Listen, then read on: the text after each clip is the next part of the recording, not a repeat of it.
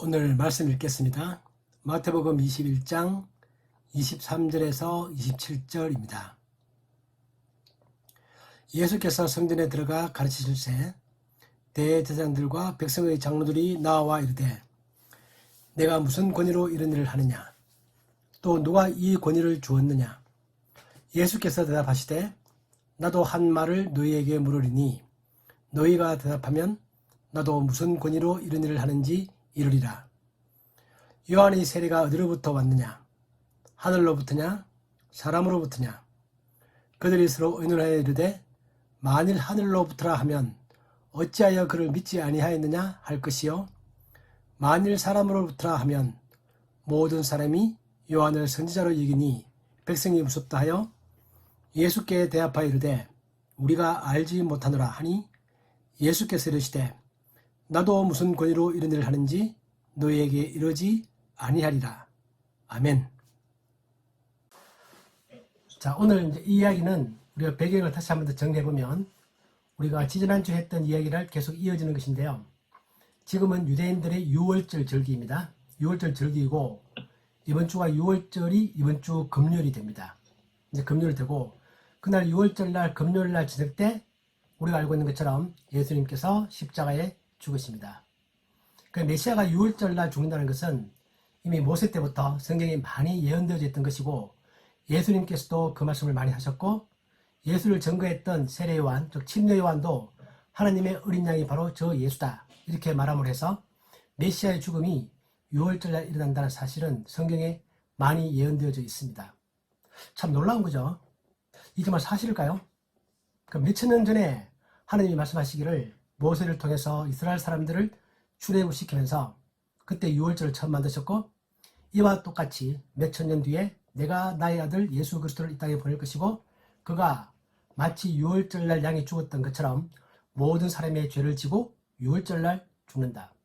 그런 예언을 하신 것이고 사람들은 그런 것들을 은연중에 알고 있었던 거죠. 드디어 오늘이 이번 주가 이제 6월절 주일이고 금요일날 죽으실 것이고요. 오늘 이 사건이 있었던 날은 화요일입니다. 오늘 본문 중에 보면 화요일 그런 말이 없죠. 없지만 이 같은 내용을 다루고 있는 마가복음에 보면 마가복음은 예수님께서 6월절 전 일주일들을 하루하루 기록을 잘 남기고 있습니다. 그 날짜에서 카운트를 해보면 오늘이 화요일이다. 그런 결론에 도달합니다. 그런데 3일 전이죠. 예수님께서는 자기가 죽으시기 3일 전에 오늘 이 일들을 오늘 하고 있는 것입니다.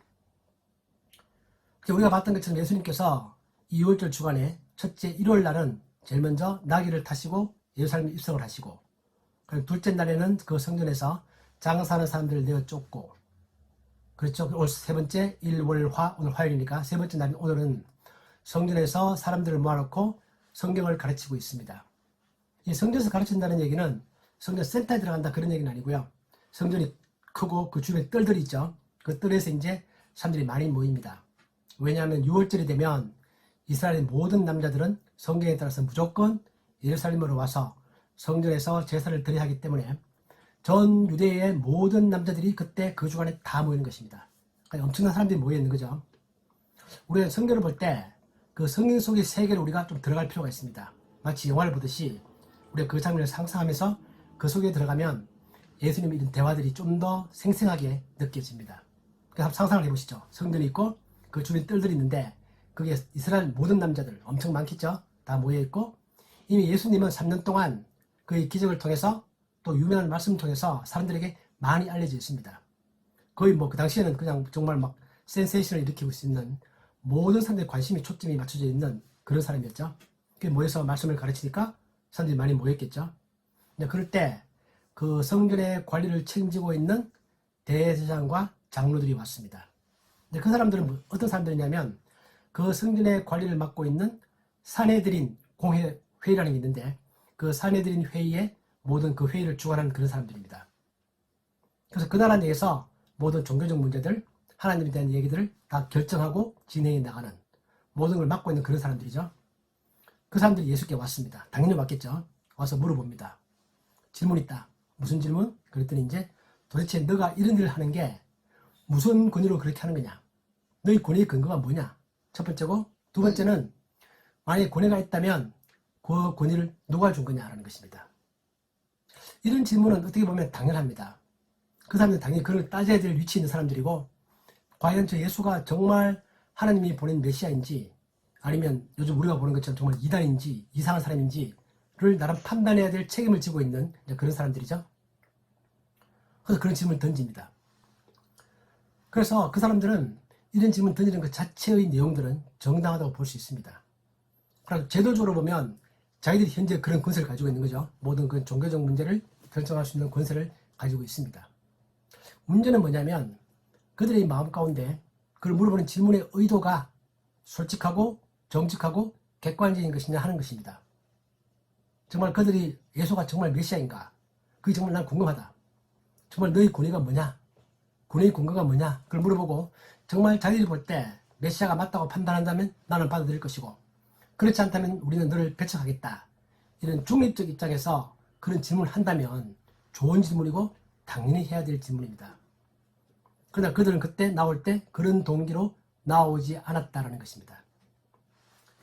그런 동기로 나오지 않았다라는 사실 우리가 어떻게 아느냐 한다면 이미 우리 마태복음 21장에 와 있는데 예수님께서 바리새인들과 그동안에 수많은 논쟁을 해왔습니다. 이미 성경에 보면 그런 논쟁을 많이 했고, 그런 논쟁을 할 때마다 그들의 질문은 예수는 누구냐? 너희 근거가 뭐냐? 라는 계속 물어봤습니다. 우리가 대표적으로 보면 마태복음 16장에 보면 그들이 예수님께 물어봅니다. 바리새인과 사두개인들이 와서 예수를 시험하여 하늘로부터 오는 표적 보이기를 청한다. 너가 이런 기적을 행하고 너가 그런 말씀을 하고 있는데 새로운 표적을 보여달라. 계속 그렇게 요구하고 있는 거죠. 그럴 때 예수님께서는 그 당시에 마태복음 16장에서도 이미 그동안 많은 기적을 보여줬고 많은 일을 해왔기 때문에 마지막 남아있는 표적은 요나의 표적이다. 그런 말씀을 그때 하셨습니다. 마태복음 16장에서 오늘 21장이고 시간 좀 지나갔죠. 그렇기 때문에 그들에게는 이미 그들이 판단할 수 있는 모든 근거는 다 주어졌습니다. 이제 유일하게 남은 것은 예수님의 십자가의 죽음과 부활만 남아있는 거죠. 그 말고는 수많은 병자를 고치고 오병이의 기적을 베풀고 또는 그 성경을 해석하는 그런 가르침을 풀고 이 모든 것들을 통해서 객관적으로 바라보면 저분은 정말 메시아일 수밖에 없겠다 라는 생각이 들 수밖에 없도록 그런 망언은 주어졌고, 더 결정적으로 주어진 증거는 뭐냐면 요한이, 즉 세례 요한, 우리 침례교에서는 침례 요한이라고 부르는데요. 이 침례 요한이 예수님에 대해서 이미 증언을 했다는 것입니다. 하나님의 어린 양이다. 메시아다. 나의 역할은 저를 내가 증거하기 위한 것이다. 그리고 그 요한에 대해서도 이스라엘 그 대부분의 사람들은 다 인정을 하고 있었기 때문에 충분한 증거가 젖었다. 그래서 오늘 이 사람들이 와서 계속 증거를 물어보는 이유는 객관적인 태도가 아니고 어떻게든 꼬투리를 잡겠다. 어떻게든 이 사람을 함정에 빠뜨리겠다. 그런 의도로 나오고 있다는 것입니다. 그건 우리가 성경에서 많이 봐왔죠. 거기 보면 예수님께서는 그 내용들을 너무나 잘 간파하시고 있는 겁니다. 과거에도 그런 질문들을 많이 하셨고 오늘도 이 사람들이 와서 그런 객관적인 질문을 하는 것이 아니라 나를 꼬투리 잡기 위한 것이다. 나를 함정에 빠뜨리고 나를 시험하고 요한복음에 보면 고발할 조건을 찾기 위한 것이다. 그렇게 말합니다. 그 요한복음에는 우리가 잘 알고 있는 유명한 사건이 있죠. 이 가늠한 여인을 데리고 와서 예수께 물어봅니다. 이 여인을 돌로 칠까요 말까요? 율법에 따르면 돌로 쳐야 되는데 당신은 평소에 자비와 사랑을 많이 강조했으니 치는 게 맞습니까? 이렇게 물어보는데 요한복음에 보면 명확하게 8장 6절에서 그들이 이렇게 말하면 고발할 조건을 얻고자 하여 예수를 시험하는 것이다. 그렇게 말합니다. 우리 이런 일이 많이 벌어지죠. 우리가 뉴스에서 많이 보는 것들입니다. 정치에서도 그렇고 또 우리가 일을 하다 보면 사업을 하다 보면 이런 대화를 많이 하죠. 어떤 사람들은 정말 객관적인 마음을 가지고 진리가 무엇인가, 진실이 무엇인가를 알기 위해서 질문할 사람들도 있지만 그 사람들은 순수한 사람들이고 보통 그렇지 않은 사람들은 자기의 이해관계와 무언가 얽혀있을 때 그 이해관계에 따라서 자기 마음 가운데 뭔가 결론을 내고 거기에 맞게끔 증거를 찾기 위해서 계속 꼬투리를 잡기 위해서 질문하는 그런 사람들이 있죠. 우리가 많이 경험해 보는 것들입니다. 우리 실생활 가운데서. 그런 것들 때문에 오늘 이 사람들도 똑같은 그런 마음을 가지고 나온다는 겁니다. 성경에 보면 예수님에 대해서 이러한 태도를 가진 사람들이 굉장히 많습니다. 오늘은 대제사장 그리고 백성의 장로들 그렇게 본문에 표현되어 있는데 이거 말고도 우리가 알고 있는 것처럼 서기관, 바리새인, 사두개인, 헤롯 당원 모든 그 당시에 그 사회의 지배적 위치를 가지고 있던 그 많은 사람들은 예수에 대해서 다 그렇게 적대적으로 접근을 했습니다. 자기들끼리는 평소에 친하지도 않습니다. 자기들끼리도 평소에 서로 간에 반목하고 안 맞고, 특히 바리새인과 사두개인들은 많이 싸웠던 그런 사람들이죠. 그러나 공동의 적을 만나서, 이제 공동의 적 예수를 만나서 그들은 연합을 해서 이제 예수에서 공동의 대응을 하고, 때가 있을 때마다 여러 종류의 사람들이 와서 다 예수에 대해서 그런 질문을 던지는 것입니다. 그 예수님께서는 그 내용을 금방 알아차리시는 거죠. 알아차리는 것이고, 그래서 그 함정에 빠지지 않고 아주 지럽게 답변을 하십니다. 오늘 내용을 보면 마치 예수님께서 그들의 질문에 대해서 적답을 하지 않고 뭔가 답을 피한다라는 그런 느낌이 좀 듭니다. 그래서 지설적으로 내가 메시아다 그렇게 말하면 되지 왜 이렇게 말을 빙 돌려서 그렇게 말씀하시나, 그런 느낌이 약간 들 수도 있는데, 오늘 이 대화는 오늘로 끝나는 게 아닙니다. 오늘은 여기까지만 읽었지만 이제 다음 주와 그 다음 주에 예수님께서 그 자리에서 오늘 이야기 말고 이어서 세 개의 비유를 말합니다. 비유를 말하면서 이 비유의 내용을 통해서 명확하게 자기가 누구이며 너희들이 나에게 이런 질문을 한 이유가 무엇인가를 아주 직설적으로 노골적으로 그렇게 말을 합니다. 그 사람들이 그 비유를 듣고 난 다음에 너무너무 기분 나빠서 예수를 죽여야 되겠다, 그렇게 마음먹는 쪽으로 가는 거죠. 그래서 예수님이 결코 답을 피한 게 아닙니다. 오늘서 대화가 끝나는 것이 아니기 때문에. 그러나 그들의 마음 가운데 있는 것들을 예수님은 지금 끄집어내는 것입니다. 그러시면서 반대의 질문을 하는 건데, 이 반대의 질문을 하는 것은 예수님이 처음 쓰는 스타일은 아닙니다. 그 당시에 유대인들의 랍비들은 토론을 할 때 이런 식의 반대 질문을 많이 했다고 합니다. 누가 질문하면 나도 질문하겠다, 이렇게 해서 그 논점이 무엇인가를 따져가는 그런 것들을 많이 했다고 합니다. 오늘 예수님께서 그 방법을 쓰시는 거죠. 그러시면서 예수님이 제시하는 것은 뭐냐면 요한에 대한 얘기입니다. 자, 그럼 너희들이 볼 때, 자, 요한의 침례, 요한의 세례가 하늘로부터 온 것이냐, 사람으로부터 온 것이냐, 너희들 어떻게 생각하느냐, 이렇게 질문을 던지는 것입니다. 양자택일이죠. 이거 아니면 저겁니다. 그죠? 제3의 답은 있을 수 없는 겁니다. 네, 그렇게 말했습니다. 그 요한의 침례라는 것은 요한의 사역 전체를 말하는 거죠. 그리고 전체 말을 딱 한마디로 요약하면 아까 제가 말했던 것처럼 그들은 요한은 예수를 전가하는 것이 자기 사역의 목적입니다. 따라서 만약에 요한의 사역이 하늘로부터 온 것이다, 다시 말하면 신적 권위를 가지고 있는 것이다 라고 말한다면 그 논리에 따라서 예수도 인정을 해야 한다 라는 것이고, 만약에 너희들이 세례 요한의 침례 요한의 사역이 하늘로부터 온 게 아니라 그 근거가 하늘에 있지 않다고 생각한다면 당연히 요한도 부정할 수 있고 나도 부정할 수 있다, 그렇게 말하는 겁니다. 이럴 때 그 사람이 답을 하기를, 자, 이렇게 모여서 회의를 한다고 돼 있죠. 딱 듣는 순간에 그들은 생각합니다. 아, 이거 정말 우리도 지금 함정에 빠졌다, 딱 그 생각이 들면서 아주 난감한 질문이다. 그러면서 오늘 본문에 보면 자리끼리 모여서 서로 간에 얘기를 합니다. 당황하는 거죠. 그러면서 그들의 마음 가운데는 요한을 믿지 않고 있습니다. 그들 요한이 와서 똑같이 와서 예수님처럼 와서 그들을 향하여 너희들의 그 종교적 생활이 위선적이다, 너희들의 마음 가운데는 정말 하나님을 사랑하는 게 아니고 너희들이 지위와 기득권과 그런 걸 가지고 살아오고 있을 뿐이지 정말 하나님을 제대로 믿고 있는 게 아니다, 그래서 회개해라, 그런 일 요한이 많이 했죠. 그렇기 때문에 그들도 요한을 좋아하지 않았고, 요한이 헤롯 대왕에 의해서 목이 잘려 죽을 때에도 그들은 거기에 거의 동조를 했습니다. 그렇기 때문에 그들은 적답을 한다면 우리는 요한 인정하지 않는다, 그렇게 말을 해야 솔직한 건데, 뭐가 두려운 거냐면 여론이 두려운 것입니다. 즉 사람들이 무서운 것입니다. 오늘 본문에 그렇게 나와 있죠. 그래서 그들은 백성을 두려워한다, 그렇게 하면서 답을 못한다는 것입니다.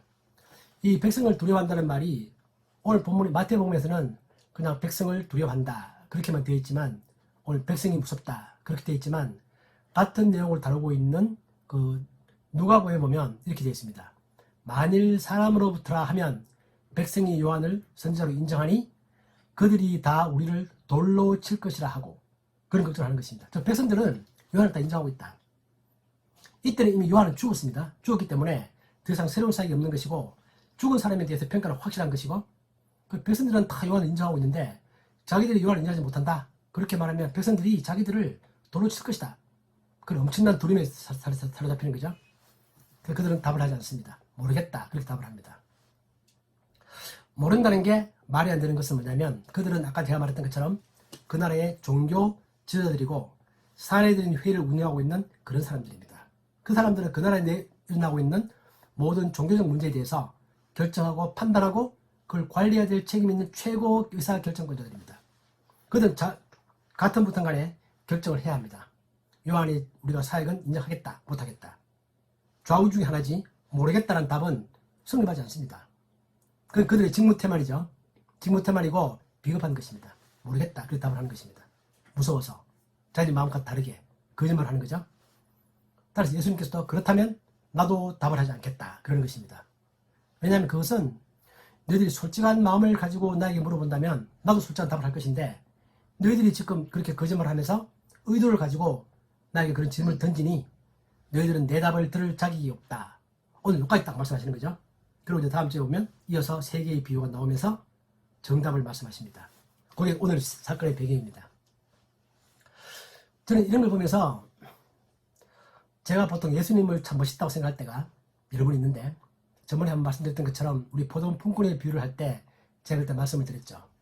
저는 예수님 참 멋있다고 생각할 때가 예수님께서 기적을 베푸시고 그런 것도 멋있는데 아주 심오한 내용을 담고 있는 어떤 비유를 말씀하실 때 야 정말 이런 비유는 사람이 저런 비유를 할 수 있을까 싶을 정도로 아주 심오한 비유를 말씀하실 때 참 예수님 멋있고 오늘처럼 이 자기를 함정에 빠뜨린 사람들에 대한 질문에 대해서 정말 멋있는 반응을 할 때가 물론 사람들도 그런 멋있는 반응을 할 사람도 있긴 하지만 정말 예수님 너무너무 멋있는 거예요.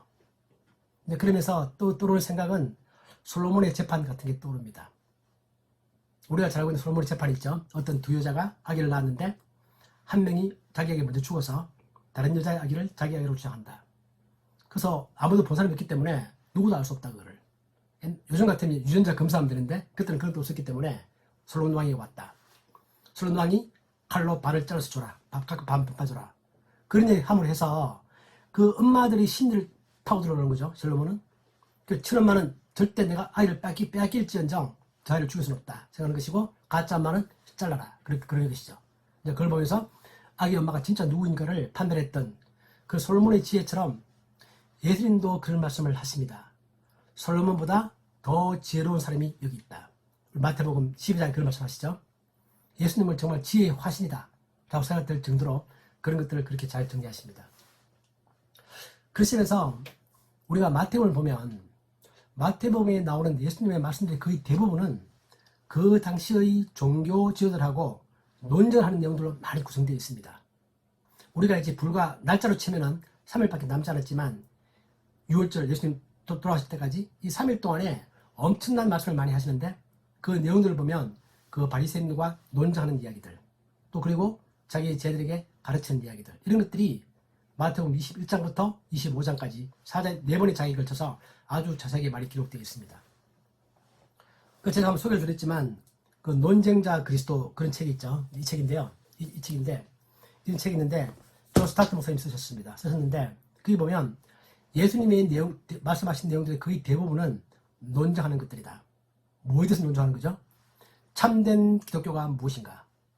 참된 신앙이란 무엇인가? 그런 걸 하면서 다뤘던 주제가 오늘 우리 본문에 근거하면 권위라는 게 어디서부터 오는 것이냐? 권위는 전통에서 오는 것이냐? 권위는 성경에서 오는 것이냐? 그런 것들을 이제 예수님 논쟁을 많이 했다는 것이고 오늘 이 대제사장과 그 백성의 장로들은 자기들이 권위가 있다고 생각하는 거죠. 자기들이 그 권위는 전통에서 오는 것입니다. 즉 제도에서 오는 것입니다. 그런 걸 가지고 그 전통과 제도에 맞지 않으면 권위가 없다라고 생각하려고 하는 그런 마음을 가지고 있는 것이고 예수님은 그게 아니라 권위라는 것은 하나님 주시는 권위라는 것은 성경에 기록되어 있는 그 정신에 합당한 것인가 그런 것들을 논쟁하는 거죠. 그렇게 해서 수천 년 동안 이어져 왔던 유대교가 점점 더 시간이 지나면서 사실상 하나님으로부터 멀어지고 있을 때 예수님이 그걸 다시 바로잡는 것입니다. 이건 역사적으로 보면 많이 일어나는 일들이죠. 예수님이 바로잡고 난 다음에 또 몇천 년 흘러서 가톨릭을 통하여 또한 기독교가 계속 옆으로 빗나가고 있을 때 마르틴 루터가 또 종교개혁을 일으킨 것입니다. 다시 원위치. 우리식으로 말하면 백투 더 베이직입니다. 기본으로 다시 돌아오는 것입니다. 예수님의 경우는 그게 아주 극단적이어서 우리가 유대교가 끝나고 새로운 기독교가 시작된다고 말할 정도로 그렇게 원래 하나님이 말했던 종교의 기본 정신으로 돌아오는 것입니다.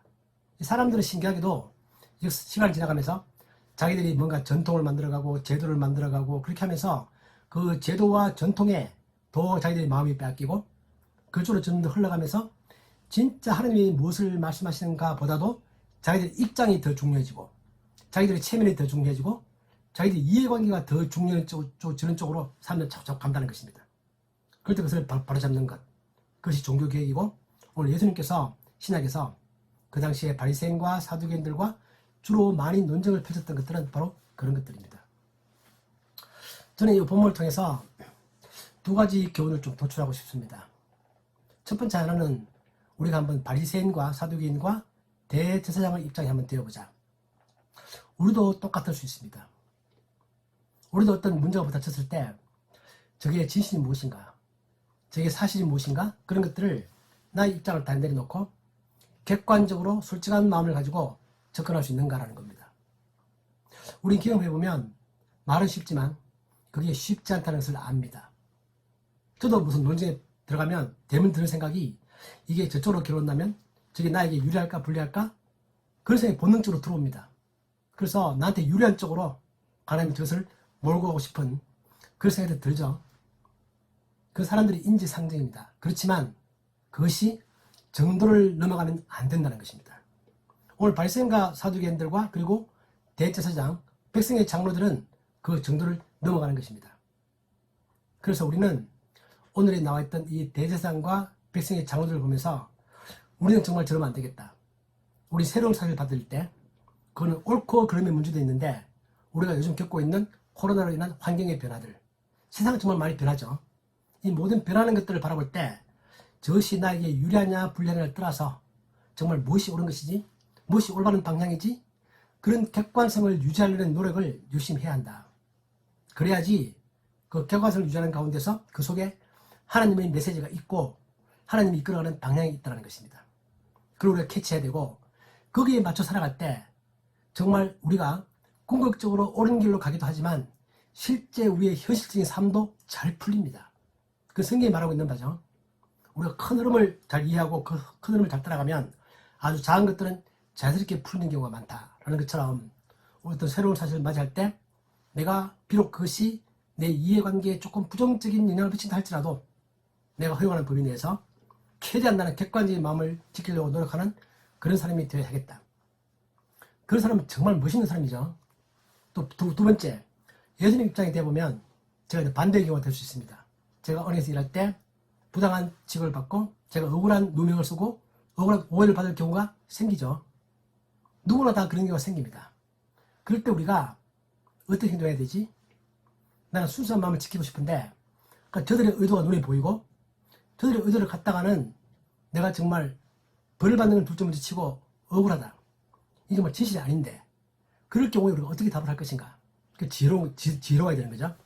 예수님은 그걸 너무너무 잘하신다는 것입니다. 예수님도 필요할 경우에 적답을 하지 않습니다. 아주 지혜롭게 대처하고 저들의 마음 가운데 있는 진심을 끌어내고 이런 것들을 하는데 이걸 보면서 정말 예수님을 닮고 싶은 부분은 정말 이런 부분입니다. 그래서 예수님이 말했던 것처럼 우리들이 그렇게 말씀하시죠. 마태복음 10장에서 뱀처럼 지혜롭고 비둘기처럼 순수하게. 이 두 가지는 상반되는 것이어서 그 밸런스를 맞추는 게 굉장히 쉽지 않습니다. 우리가 너무 지혜만 생각하다 보면 요령만 생각하다 보면 교활한 쪽으로 가게 되고 나의 유리한 쪽으로만 모든 갖다 붙이는 그런 게 발달할 수 있는데 또 반대로 순수하게만 하면 너무 요령이 없으면 나쁜 사람들한테 당하는 경우가 너무 비일비재한 것입니다. 우리가 사회를 볼 때 착한 사람들이 나쁜 사람들 당하는 걸 보면 우리가 의분을 많이 느끼죠. 많이 느끼면서 우리 나쁜 사람들이 가지고 있는 그 뻔뻔함, 그 집요함, 치밀함 그런 것들을 보고 있으면 착한 사람들이 그게 너무 약하다. 집요하지도 않고 끈기도 없고 요령도 없고 작전도 없고 그냥 당한다. 그런 많이 보죠. 그럴 때마다 우리 속에서 열불이 나죠. 화가 납니다. 예수님은 그래서 우리들에게 그때 마태복음 10장에서 자기 제자들을 내보내면서 내가 너희를 세상에 내보내는 게 양들을 늑대, 이리 가운데 보내는 것과 같다. 그렇게 말씀하시면서 세상에는 늑대와 이리와 같은 사람들이 너무 많다.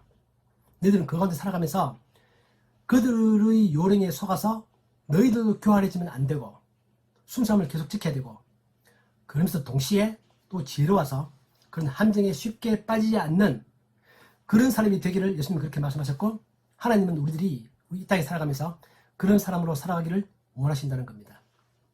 우리 주변에서 만약에 이 두 가지를 정말 균형을 잘 맞추어서 순수함을 잃지 않으면서도 지혜롭게 함정에 빠지지 않고 그렇게 살아가는 사람들을 본다면 우리도 그렇게 생각했죠. 저 사람 참 멋있다. 그게 지금 우리가 바라는 그런 그리스도인들의 모습이다. 그렇게 생각하고 있는 것처럼 우리 스스로도 그렇게 살아가려고 노력을 해야 되고, 또 우리가 주변의 사람들에게도 그런 것들을 계속 그렇게 살아갈 수 있도록 용기를 주고 도움을 주고 그렇게 살아가는 것이 참 중요하겠다. 그런 지금 두 가지 교훈을 오늘 본문을 통해서 얻습니다. 오늘 질문했던 이 사람들은 예수님의 이런 지혜로운 답변에 대해서 그들이 감동을 하고 돌아왔으면 정말 좋겠는데, 결론은 그건 결코 그렇게 하지 않습니다. 점점 더 나쁜 쪽으로 갑니다. 이 사람이 참 신기한 거죠. 우리가 출애굽기에 보면 모세가 이집트 바로한테 우리 백성을 보내라, 좋게 말할 때 보내라 그러는데 좋게 말할 때 안 보냅니다.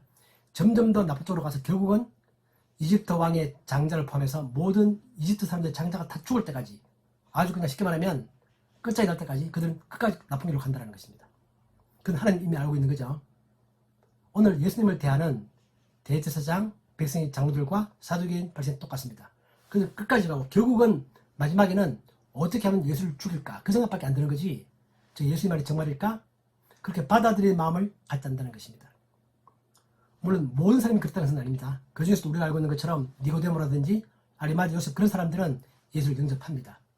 그러나 그들은 예수님이 십자가에 죽고 그 뒤에 부활하고 난 다음에 사도행전에 보면 그 다음에 그들은 돌아오기 시작합니다.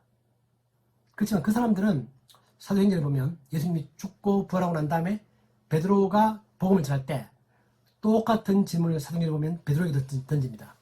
너가 지금 예수에 대한 복음을 전하고 있는데 너희 근거가 뭐냐? 그 권리가 어디서 온 거냐? 똑같은 질문을 사도행전에 보면 똑같이 질문을 합니다.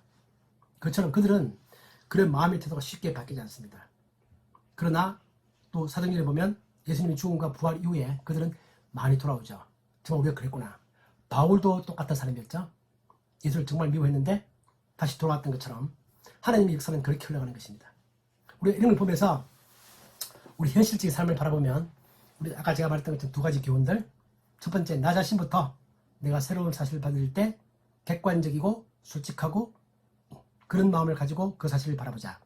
그런 마음을 최대한 가져보자. 두 번째는 내가 상대적으로 그런 일을, 어긋을 당할 때 내가 순수함을 잃지 않으면서도 지혜롭게 대처해 나갈 수 있는 그런 지혜를 갖도록 하나님께 기도하고 하나님께 도움을 청하자. 이것이 오늘 본문을 통해서 하나님이 우리들에게 하시고 싶어 하시는 그런 말씀입니다. 자, 우리 정말 이런 사람이 되어보기를 다시 한번 더 노력하고 결심하고 그렇게 살아가는 우리 예수마을 교회 여러분 모두 되시기를 주님의 이름으로 축복합니다. 아멘. 기도하겠습니다. 하나님 아버지, 우리는 예수님의 생애를 보면서 또한 예수님의 말씀을 보면서 우리들의 삶 가운데도 똑같은 일이 일어나고 있음을 봅니다. 우리가 그런 상황을 만날 때마다, 정말 새로운 사실을 만날 때마다, 우리가 새로운 환경을 만날 때마다, 새로운 진리를 만날 때마다 마음을 열고 객관적으로 그것들을 바라볼 수 있는 그런 순수한 마음을 우리들에게 주시고, 또한 우리가 그러한 순수함으로 말미암아 오히려 또 세상에서 억울한 일을 당하지 아니하는 그러한 지혜로움도 가질 수 있도록 하나님께서 우리에게 은혜를 베풀어 주옵소서. 주님 말씀하셨던 것처럼 정말 지혜롭고 순수한 그 밸런스를 잘 맞추는 저희들이 될 수 있도록 인도하여 주옵소서. 예수님의 이름으로 기도하옵나이다. 아멘. 아멘.